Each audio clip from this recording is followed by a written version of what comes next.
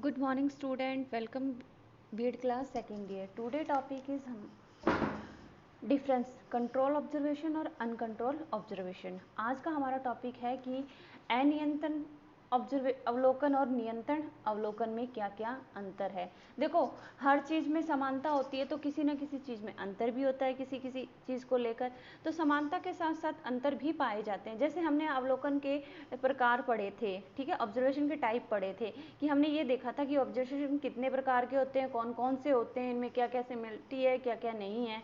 तो अब हम इन दोनों के बारे में डिफरेंस पढ़ेंगे, यानी अंतर पढ़ेंगे। तो पहला टॉपिक है हमारा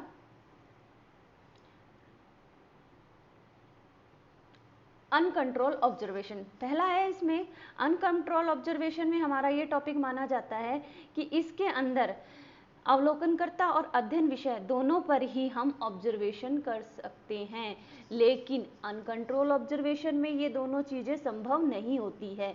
इसमें किसी को किसी पे कोई नियंत्रण नहीं रहता है। दूसरा टॉपिक है हमारा यह है व्यवस्थित व पूर्ण नियोजित होती है, अर्थात अध्ययन क्षेत्र में जाने से पहले ही विस्तृत योजना बना ली जाती है।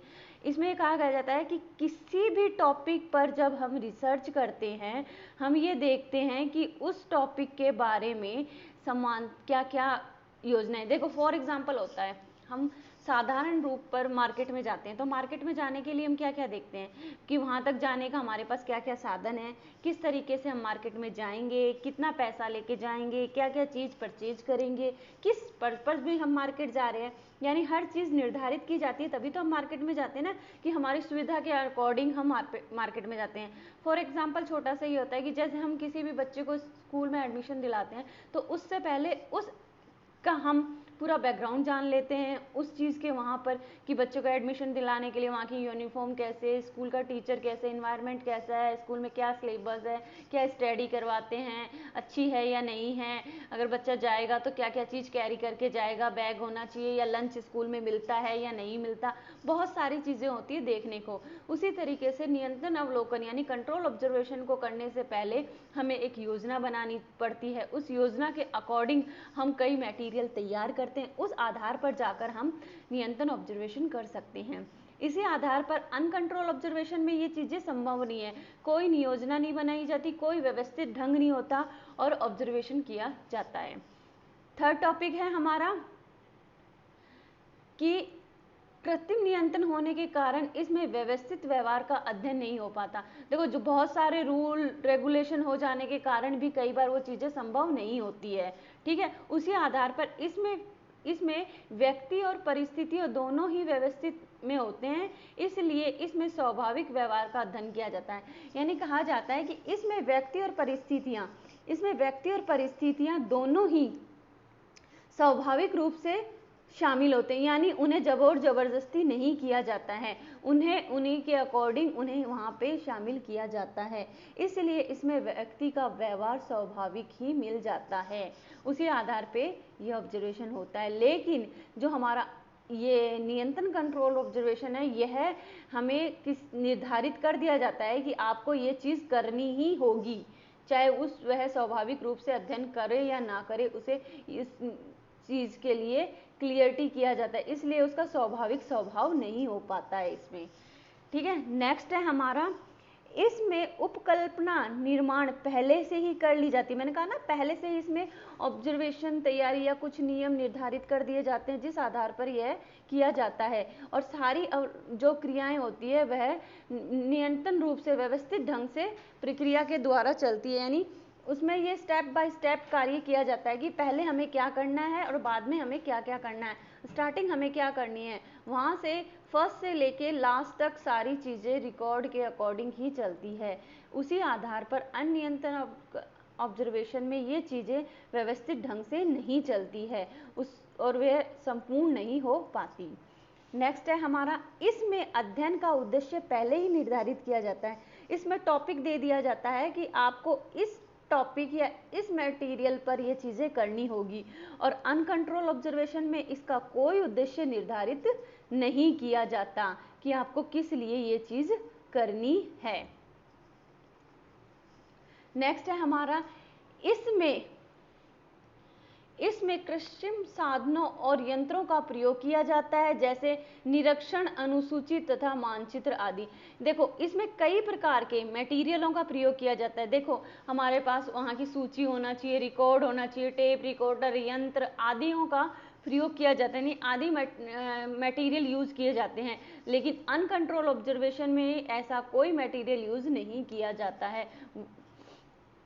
अब है हमारा नेक्स्ट है, इस अवलोकनकर्ता को स्वयं पर नियंत्रण रखना होता है और उन्हें निश्चित प्रविधि के अंतर्गत ही निरीक्षण करना होता है। देखो कंट्रोल ऑब्जर्वेशन में होता है कि अवलोकनकर्ता जो रिसर्च कर रहा है, जो ऑब्जर्वेशन कर रहा है, जो जांच पड़ताल कर रहा है, वो अपने व्यवहार पर कंट्रोल करता है, वहां के अकॉर्डिंग अपने आप को प्रेजेंट करता है। ठीक है, वो निश्चित अवधि और के अंतर्गत ही निरीक्षण करता है, समय के आधार पर ही निरीक्षण करता है। लेकिन अनकंट्रोल ऑब्जर्वेशन में ऐसा कोई नियंत्रण नहीं होता, वह अपनी इच्छा के अनुसार घूमता फिरता है और वहां की चीजों को एकत्रित करता है। अब है नेक्स्ट पॉइंट हमारा, नियंत्रण अवलोकन में तथ्यों का पुनः सत्यापन किया जाता है। नियंत्रण अवलोकन जब भी किया जाता है जब वह पूर्णतः क्लियर नहीं होता, अनियंत्रण ऑब्जर्वेशन के कारण तब ये किया जाता है। ठीक है, नेक्स्ट है, इसमें camera, tape recorder, video, film आदि का इस्तेमाल किया जाता है।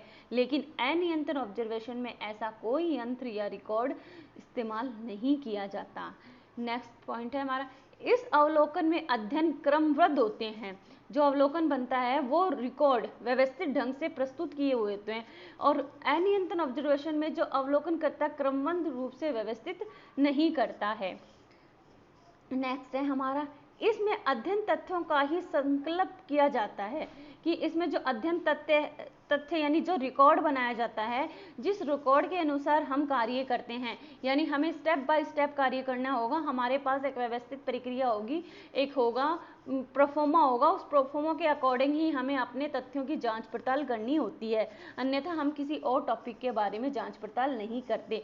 उसी आधार पर अनियंत्रण ऑब्जर्वेशन में आवश्यक और अनावश्यक, यानी जो चीज आवश्यक है और जो चीज अनावश्यक है, उन दोनों तथ्यों को एकत्रित किया जाता है, जिसमें हमें किसी उस मटेरियल की जरूरत भी नहीं है, उन चीजों को भी अनकंट्रोल ऑब्जर्वेशन में प्रयोग किया जाता है। नेक्स्ट है हमारा, इसमें क्योंकि अवलोकनकर्ता पर ही नियंत्रण रखा जाता है, जो ऑब्जर्वेशन कर रहा है, जो जांच पड़ताल कर रहा है, जो जहां वहां की बारे में, इन्वायरमेंट के बारे में जान रहा है, वो अपने व्यवहार पर ही नियंत्रण रखता है और व्यवस्थित रूप के अकॉर्डिंग, उनके अकॉर्डिंग अपने आप को प्रेजेंट करता है। वहाँ के जो मेंबर है उनके आधार पर अपने आप को प्रस्तुत करते हैं, यानी वहाँ के टाइम के अकॉर्डिंग जाता है, मॉर्निंग का टाइम क्या है, किस टाइम के अकॉर्डिंग वहाँ का परफॉर्मा चलता है, कि उसी के आधार पर वहाँ प्रस्तुत होता है और वहाँ अवलोकन कार्य करता है। वहाँ पर निष्कर्ष, तथ्यों का निष्कर्ष निकालता है कि वहाँ किस प्रकार से कार्य प्रणाली निर्धारित की गई है। लेकिन अनकंट्रोल ऑब्जर्वेशन में वह अवलोकन करता है, यानी ऑब्जर्वर जो करता है वह अपनी इच्छा के अकॉर्डिंग कार्य करता है, अपनी इच्छा के अकॉर्डिंग वह वहाँ पर निष्कर्ष निकालता है हर कारणों में। देखो किसी ना किसी के आधार पर हम जहाँ पर भी, कहीं पर भी जाते हैं तो हम अपने अकॉर्डिंग वहाँ की चीज़ों को हम निर्धारित करते हैं और ये देखते हैं कि वहाँ की चीज़ किस तरीके से निर्धारित की जाती है। लेकिन ऐसा कुछ भी नहीं होता है अनकंट्रोल ऑब्जर्वेशन में। नेक्स्ट है इस कंट्रोल ऑब्जर्वेशन, इसमें तथ्यों का वर्गीकरण करके उसका क्रमबद्ध रूप प्रस्तुत, यानी वहां पर सभी रिकॉर्डों को व्यवस्थित कर लेते हैं और व्यवस्थित करने के बाद वह अपने अकॉर्डिंग उन रिकॉर्डों को प्रस्तुत करते हैं या उनको अपने अकॉर्डिंग निर्धारित करते हैं कि ये चीजें इस तरीके से होनी चाहिए। इसी पर इन तथ्यों का वर्गीकरण कि अनकंट्रोल ऑब्जर्वेशन में तथ्यों का वर्गीकरण करके क्रमबद्ध रूप से प्रस्तुत नहीं किया जाता, जैसा रिकॉर्ड मिलता है वह वैसा ही जाकर प्रेजेंट कर देता है, वह किसी भी चीज को रिकॉर्ड के अकॉर्डिंग नहीं जचाता है। अनकंट्रोल ऑब्जर्वेशन में है कि इसमें जो अवलोकनकर्ता का प्रशिक्षित होना बहुत ज़रूरी है। यानी अवलोकनकर्ता को वहाँ के बारे में नॉलेज होना चाहिए जिस चीज़ के बारे में वह ऑब्जर्व करने जा रहा है। ऑब्जर्वेशन करता को ये ध्यान रखना चाहिए कि मैं जहाँ जा रहा हूँ उसका उसे नॉलेज यानी ज्ञान होना चाहिए। उसी आधार पर अनियंत्रण अवलोकनकर्ता का प्रशिक्षित होना भी जरूरी नहीं है। ऑब्जर्वेशन करना, उसका कोई इतना प्रशिक्षित होना, उसे ज्ञान, उसका उस चीज़ का ज्ञान है या नहीं है, इस चीज़ को देखा नहीं जाता है। नेक्स्ट है, अनियंत्रण अवलोकन में प्रयोगात्मक विधि के लिए ही प्रयोग किया जाता है, ठीक है, लेकिन अनकंट्रोल ऑब्जर्वेशन में ऐसा कुछ भी नहीं होता है।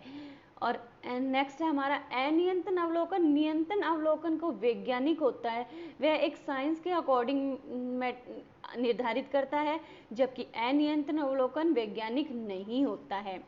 नियंत्रण अवलोकन प्राकृतिक विज्ञानों में अधिक महत्व देता है, यानी प्राकृतिक विज्ञान के प्रति अधिक होता है, लेकिन अनकंट्रोल ऑब्जर्वेशन सामाजिक विज्ञानों के प्रति अधिक होता है। यानी ये प्राकृतिक इन्वायरमेंट साइंस की तरफ है और ये सोशल साइंस की तरफ है।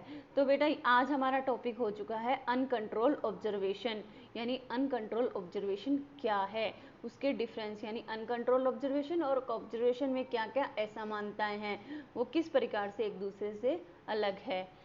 Okay bye, have a nice day, good bye, take